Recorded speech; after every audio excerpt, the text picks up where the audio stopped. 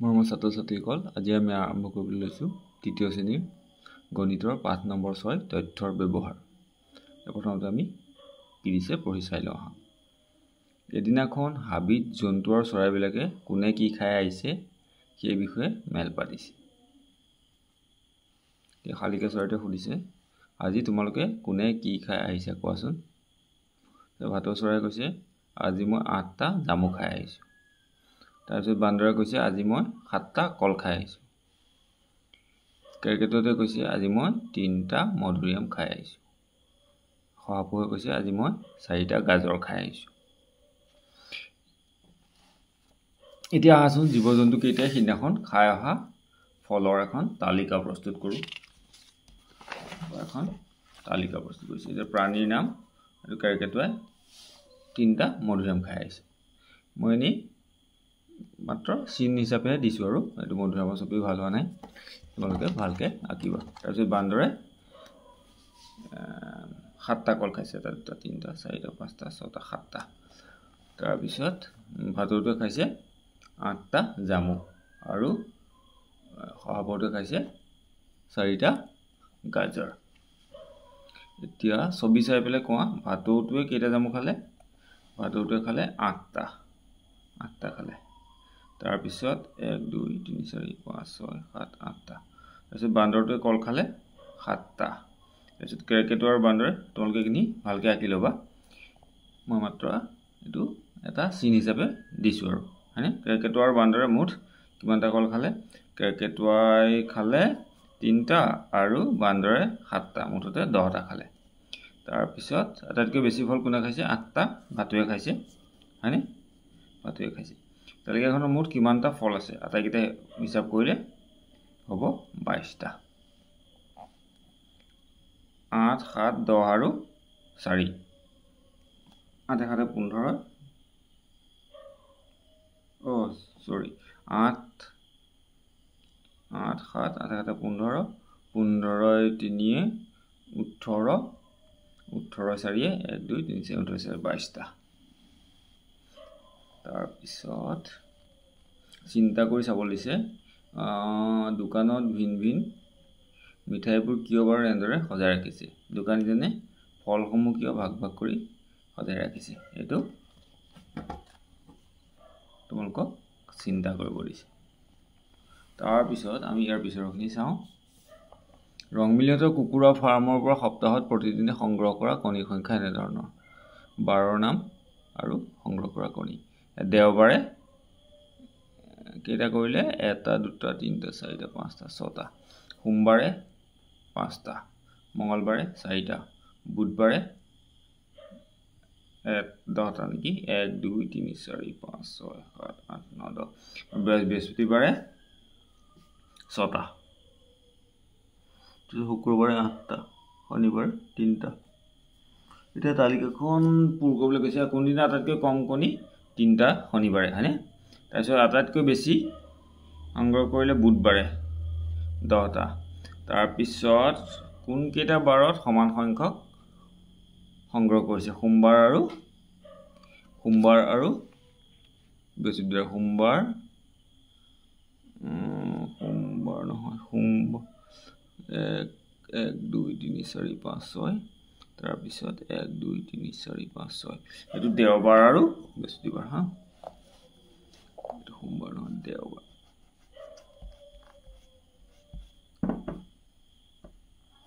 দেওবাৰ আৰু বৃহস্পতি। দেওবাৰ আৰু বৃহস্পতিবাৰে সমান সমান সংখ্যক। কোনদিনা সংগ্ৰহ কৰা কণীৰ সংখ্যা মঙলবাৰে সংগ্ৰহ কৰা কণীৰ সংখ্যাৰ দুগুণ? মঙলবাৰে আছিলে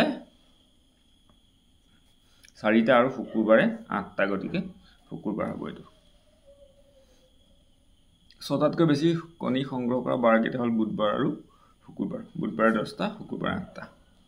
যদি শুকুৰবাৰে ৰংমিলি আৰু 3টা কণী সংগ্ৰহ কৰিলেহেঁতেন, তেন্তে সিদিনা তাইৰ হাতত মুঠ কণীৰ সংখ্যা কিমান হ'লহেঁতেন? শুকুৰবাৰে সংগ্ৰহ কৰিছিলে 8টা আৰু 3টা হ'লহেঁতেন 8 3 11টা। শুকুৰবাৰে 8টা হয়নে? চাওঁ এইটো শুকুৰবাৰ 1 2 3 4 5 6 7 8।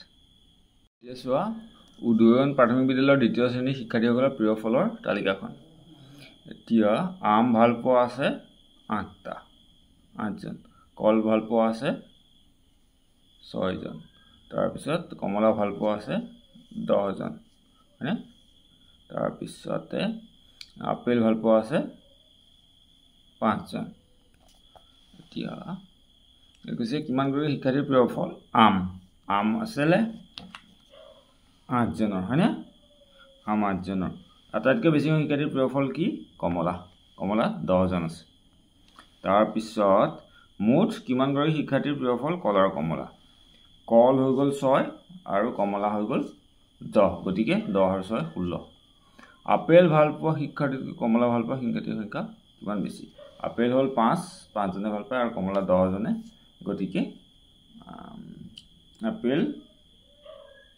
আপেলতকৈ কমলা ভাল পোৱা 5জন বেছি হ'ব 5 লিখিবা তাৰপিছত এইখন চোৱা ইয়াত এখন তালিকা দিয়া আছে কোনখিনি ইন্ধন মানে তেল এনেকুৱা ব্যৱহাৰ কৰে আৰু কোনখিনি নকৰে এখন তালিকা বনাবলৈ কৈছে তালিকা এইটো মই তেনেকৈ লিখি দিছোঁ ৰেল জাহাজ উৰাজাহাজ আৰু মটৰচাইকেল বাছ এইবিলাকত তেল লাগে হয়নে ইন্ধন লাগে কিন্তু চাইকেল ৰিক্সা নাও ঠেলা এইবিলাকত ইন্ধন নালাগে হ'ব এতিয়া ওপৰত দিয়া বাহনসমূহক অন্য প্ৰকাৰে ভাগ কৰি নিজৰ মতে তালিকাখন প্ৰস্তুত কৰা পানীত চলা মাটিত চলা এনেকৈ ভাগ কৰিব পাৰা হ'ব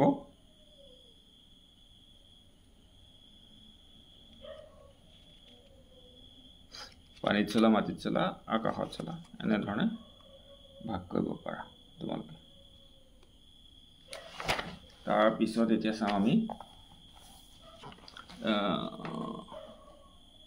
ফুলৰ গছ কেইজোপা আছে আৰু প্ৰতিডাল গছৰ বাবে যুগ্ম ৰোল নম্বৰৰ শিক্ষাৰ্থীয়ে এইখিনি তোমালোকৰ স্কুলত কৰিবা যাৰ ৰোল নম্বৰ যুগ্ম কোনবিলাক হয় 2 4 6 8 আৰু 10 এইবিলাক হ'ল যুগ্ম সংখ্যা কোনো এটা সংখ্যাৰ যদি এককৰ ঘৰত 2 4 6 8 আৰু 0 থাকে তেতিয়া সেইবোৰ হ'ল যুগ্ম সংখ্যা যুগ্ম সংখ্যাৰ যাৰ ৰোল নম্বৰবিলাক যুগ্ম সংখ্যাৰ সিহঁতে শুদ্ধ চিন আৰু অযুগ্মবিলাকে ষ্টাৰ্টৰ চিন দিবলৈ কৈছে যোনখিনি 1 3 5 7 9 থাকে সেইবিলাক হ'ল অযুগ্ম এককৰ ঘৰ আৰু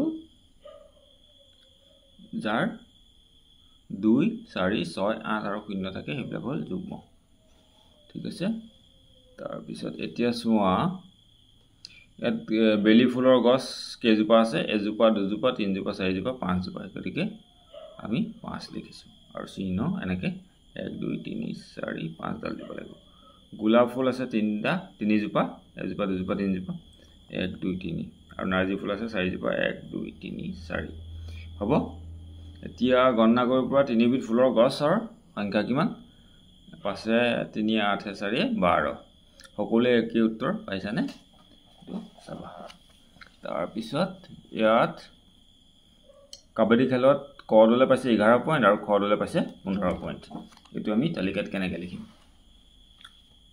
আৰু চিহ্ন কেনেকৈ দিম চোৱা 11 পাইছে চিহ্ন দিম আমি 1 2 3 4 5 6 7 8 9 10 11 তাৰপিছত আছে 15 খদলে 1 2 3 4 5 6 7 8 9 10 11 12 13 14 15 ঠিক আছে এইটো এনেকৈ 5 কে ভাগ কৰিও দিব পাৰি এইটো এনেকুৱাকৈ তোমালোকে পিছলৈ পাবাগে 1 2 3 4 5 4 দি পেলাই কাটি দিলে 5 হৈ যাব 1 2 3 4 5 আকৌ 1 2 3 4 5 তেতিয়া গণতি কৰিবলৈ সুবিধা হয় পিছলৈ এনেকুৱাকৈ 4 ডাল দি পেলাই কাটি দিলে 5 ডাল হৈ যাব তাৰপিছত 1 2 3 4 5 এইটো এনেকৈ 15 এনেকৈ গম পাব এনেকুৱাকৈ কৰিব পাৰি তোমালোকে এনেকৈ কৰিলেই হ'ব এতিয়া তাৰপৰা 11 তেনেকৈ 1 2 3 4 5 1 2 3 4 5 5 10 আৰু এডাল এনেকৈ হুকিয়াই তেতিয়া গন্তি কৰিবলৈ সহজ হয় ঠিক আছে তোমালোকে এনেকৈ কৰিব পাৰা এনেকৈও চিহ্ন দিব পাৰা তাৰপিছত কোনটো দলে বেছি পইণ্ট পালে খ দলে হয়নে 15 পইণ্ট পাইছে তাৰপিছত দুইটা দলৰ মাজত পইণ্টৰ পাৰ্থক্য কিমান দুইটা দলৰ মাজত 11 আৰু 15 মানে পাৰ্থক্যটো হ'ব 4 তাৰপিছত ফুলৰ চোৱা চাৰিওফালে দিয়া এই দুটা কৰি দিয়া আছে ইয়াত ফুলৰ সংখ্যাটো মই লিখি দিছো তাৰপিছত এই গোলাপ ফুল কেইটা আছে ইয়াত লিখি এইটো ফুলাকে দিছে যদি আমি এনেকৈ কৰি যাওঁ এটা দুটা তিনটা চাৰিটা পাঁচটা ছটা সাতটা আঠটা হয়নে আঠটা ইয়াত তুমি তোমালোকে আঠডাল দিয়া 1 2 3 4 5 6 7 8 আৰু ঠিক তেনেকৈ এইটো ফুল আছে গন্তি কৰিলে পাবা 11 গতিকে 1 2 3 4 5 6 7 8 9 10 11 ঠিক আছে তোমালোকে সেই মই দিয়া ধৰণেও এই ধৰণৰ চিনবোৰ দিব পাৰা হা তোমালোকে যোনটো সহজ পোৱা তেনেকৈ দিবা তাৰপিছত এতিয়া আমি ইয়াত চাওঁ গোহালিত গৰু আছে কেইটা মুৰ্গী আছে কিমান হাঁহ আছে কিমান ছাগলী আছে কিমান প্ৰথমতে আমি হাঁহ চাই লওঁ হাঁহ আছে 1 2 3 4 গতিকে হাঁহ এডাল দুডাল তিনডাল চাৰিডাল চিন আৰু সংখ্যাটো 4 লিখি দিছোঁ তাৰপিছত কুকুৰা আছে কিমান তিনটা হয়নে এটা দুটা তিনটা এইটো তিনডাল আঁচ আৰু 3 লিখি দিছোঁ তাৰপিছত ছাগলী আছে 1 2 3 4 5 6 7টা ছাগলী 7টা 7ডাল আঁচ গৰু আছে গৰু চোৱা 1 2 3 4 5টা আছে গতিকে 5ডাল আঁচ দিছোঁ আৰু 5 লিখি দিছোঁ ইয়াত সুধিছে আটাইতকৈ বেছি থকা প্ৰাণীবিধৰ নাম কি এইটো হ'ল ছাগলী তাৰপিছত আটাইতকৈ কম থকা প্ৰাণীবিধ হ'ল কুকুৰা তাৰপিছত গৰু আৰু ছাগলীৰ মুঠ সংখ্যা 7 আছে 12টা তাৰপিছত দুগুণতকৈ এইটো হ'ব গৰুৰ সংখ্যা কুকুৰাৰ সংখ্যাৰ দুগুণতকৈ কম গৰুৰ সংখ্যা আছে 5 কুকুৰা আছে 3 গতিকে গৰুৰ সংখ্যা আৰু দুগুণ হ'লে 6 হ'লহেঁতেন 1 কম গতিকে 5 হ'ব তাৰপিছত প্ৰকল্প এটা দিয়া আছে চোৱা তোমালোকৰ বিদ্যালয়ৰ প্ৰধান শিক্ষক মহোদয়ৰ পৰা প্ৰতিটো শ্ৰেণীৰ মুঠ শিক্ষাৰ্থী হিচাপ লোৱা প্ৰতিটো শ্ৰেণীৰ আজিৰ দিনটো উপস্থিত থকা শিক্ষাৰ্থীৰ সংখ্যা গণনা কৰি তলৰ তালিকাখন প্ৰস্তুত কৰা এখন তোমালোকৰ বিদ্যালয়ৰ মতে কৰিবা মই এনেই এটা হিচাপ কৰি দিছোঁ চোৱা প্ৰথম শ্ৰেণীত এখন বিদ্যালয়ত ধৰি লৈছোঁ প্ৰথম শ্ৰেণীত আছিলে 12 জনৰ উপস্থিত আছে 8 জন এই গতিকে অনুপস্থিত 4 জন দ্বিতীয় শ্ৰেণীত আছে 14 জনৰ 10 জন উপস্থিত 4 জন অনুপস্থিত তাৰপৰা তৃতীয় শ্ৰেণীত আছে মুঠ 10 জন 7 জন উপস্থিত 3 জন অনুপস্থিত চতুৰ্থ শ্ৰেণীত 11 জন 9 জন উপস্থিত 2 জন অনুপস্থিত পঞ্চম শ্ৰেণীত 15 জন 11 জন উপস্থিত 4 জন অনুপস্থিত এতিয়া দ্বিতীয় শ্ৰেণীত উপস্থিত থকা শিক্ষাৰ্থীৰ মুঠ সংখ্যা কিমান গতিকে দ্বিতীয় শ্ৰেণীত আছে 10 জন তাৰপিছত এইটো দ্বিতীয় শ্ৰেণী 10 জন তাৰপিছত কোনটো শ্ৰেণীত আটাইতকৈ বেছি শিক্ষাৰ্থী উপস্থিত আছে পঞ্চম শ্ৰেণীত আছে 11 জন উপস্থিত তাৰপিছত কোনটো শ্ৰেণীত আটাইতকৈ কম শিক্ষাৰ্থী অনুপস্থিত আটাইতকৈ কম অনুপস্থিত মানে নহাকে ক'ত সবতকৈ কম নহাকে আছে এতিয়া চোৱা চতুৰ্থ শ্ৰেণীত মাত্ৰ 2 জনহে নহাকে আছে গতিকে কম অনুপস্থিত চতুৰ্থ আৰু তোমালোকৰ শ্ৰেণীত আজি কিমান গৰাকী শিক্ষাৰ্থী অনুপস্থিত তোমালোক যেহেতু তৃতীয় শ্ৰেণীত চোৱা 3 গৰাকী অনুপস্থিত এনেকৈ তোমালোকে তালিকাখন বনাবা আজিৰ দিনটোত মুঠ কিমান গৰাকী শিক্ষাৰ্থী অনুপস্থিত এই আটাইকেইটা অনুপস্থিত আটাইকেইটা যোগ কৰি দিছোঁ গতিকে হৈছে 17 হ'ব এনেধৰণে তোমালোকে কৰিবা আজি পাঠটো ইমানতে শেষ হৈছে ইয়াৰ পিছত আমি কৰিম ইয়াৰ পিছৰ পাঠ পূৰণ তোমালোকে যদি ভিডিঅ'টো চাই ভাল পালা তেনেহ'লে প্লিজ চেনেলটো ছাবস্ক্ৰাইব কৰি দিবা আৰু বেল আইকনটো দবাই দিবা যাতে পৰৱৰ্তী ভিডিঅ'ৰ নটিফিকেশ্যন সহজে পাব পাৰা ধন্যবাদ